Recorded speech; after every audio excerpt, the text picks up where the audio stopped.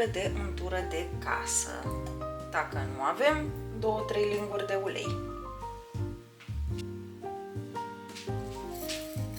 2 linguri și jumătate de orez.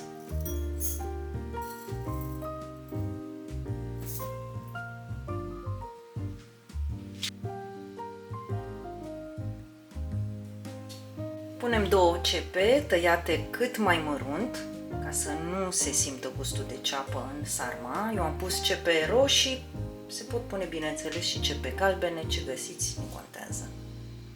Toate ingredientele sunt la 1 kg de carne tocată. Carnea trebuie să fie grasă, în principiu fleică sau fleică amestecată cu pulpă. Deci totul este la 1 kg de carne tocată. Orezul se spală bine înainte să-l folosim.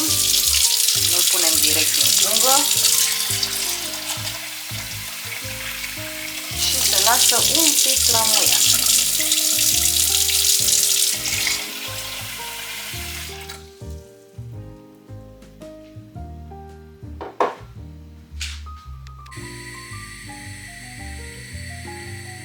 Topim untura înainte să călim ceapa.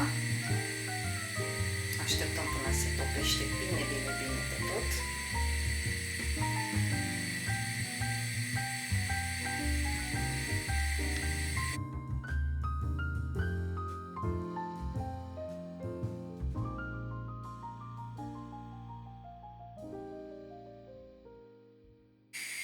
Și untura s-a topit. Adăugăm ceapa.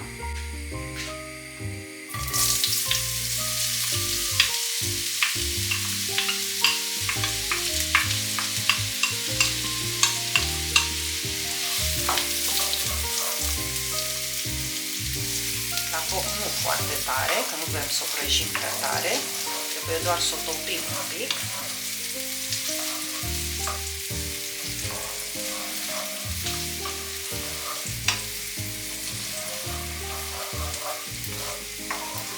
Și amestecăm mereu să nu se ardă.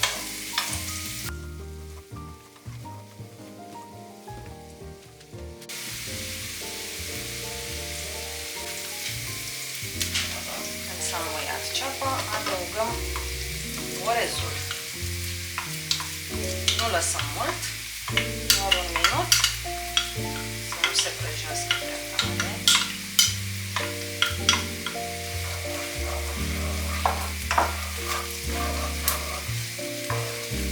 Dar să intre grăsimea în el, să fie mai gustos.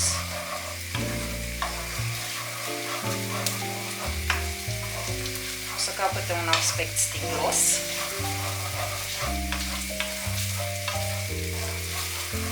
Și în momentul să închidem focul și lăsăm să se răcească.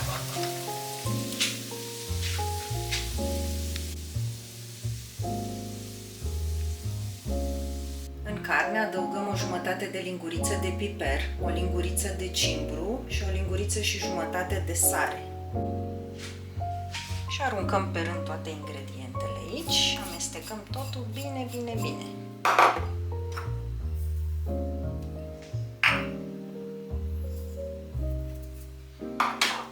Adăugăm și ceapa.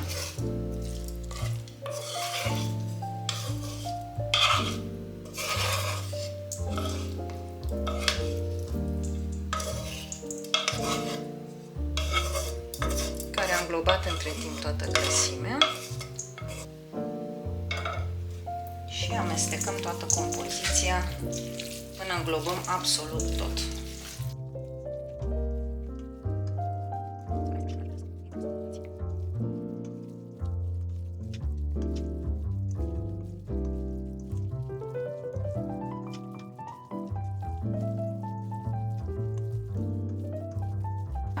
Deci o spălăm și începem să decupăm fiecare foaie.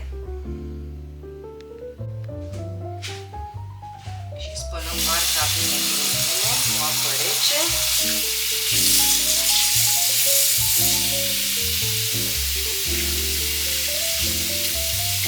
Nu foarte mult, să nu se ducă toată sarea, totuși.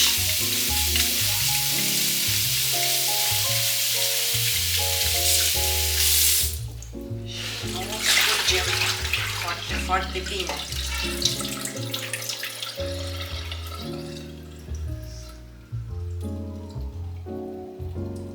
O să mai iasă o grămadă de zeamă, dar oricum desfacem frunzele, frunză cu frunză, și o să stoarcem zeama.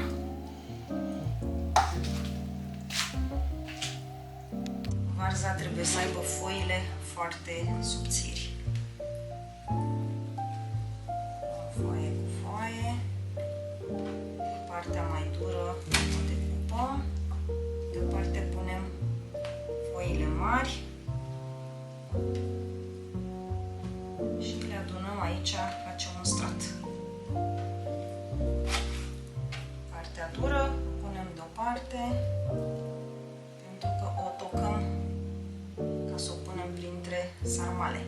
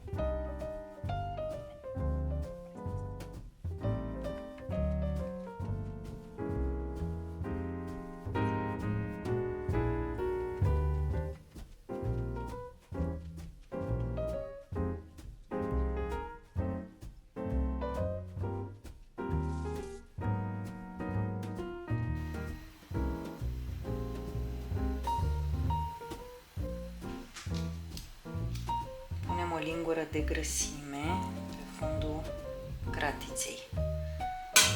Tot așa, untură. Dacă avem, dacă nu avem, punem ce avem, și anume ulei.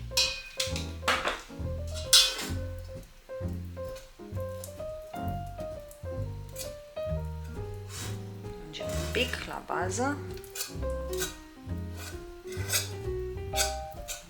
Okay. Și după aceea presărăm varza tocată, facem un pat de varză, o uniformizăm bine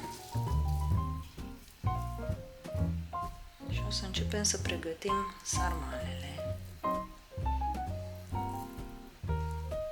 pe care le punem una câte una pe patul de varză. După ce s-a terminat un rând, mai punem un strat. Și vecinii muncesc, dar nu cred că fac sarmale.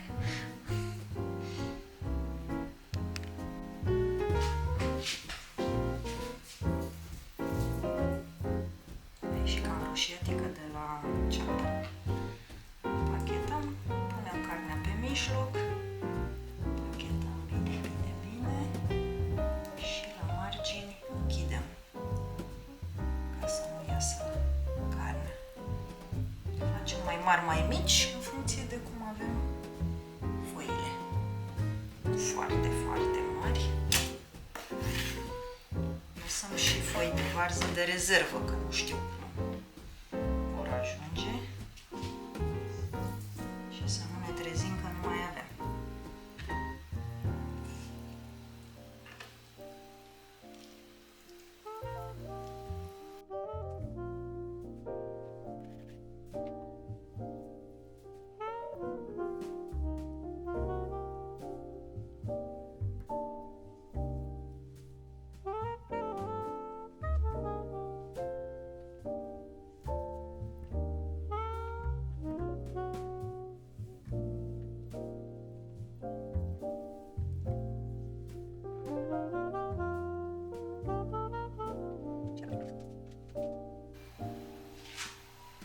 De sarmale arată cam așa. Peste ele mai punem niște varză.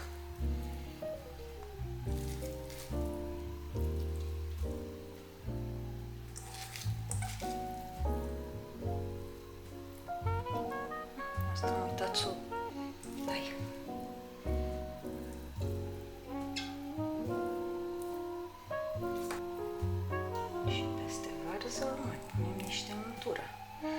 chiar atâta. Un pic așa.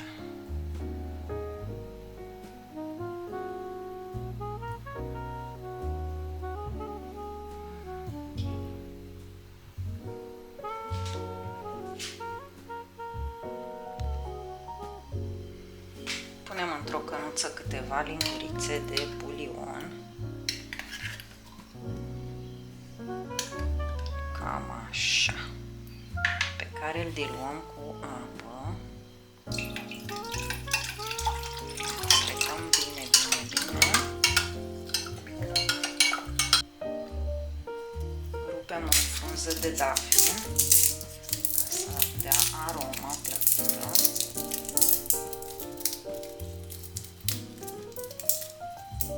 Foarte mult, e foarte puternică. Punem sucul de roșii, bulionul diluat peste și completăm cu apă. Trebuie să fie multă apă pentru că o să scadă, deci pe foc se lasă cam o oră jumate, 2 ore.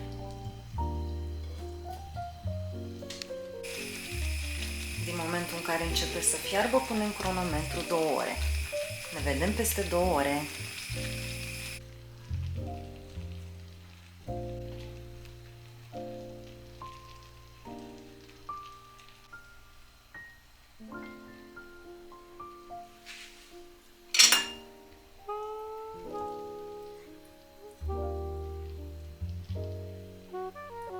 Pare că s-a făcut foarte bine. Și sunt cele mai bune sarmale din lume, cele făcute de tine. Poftă bună și Crăciun fericit!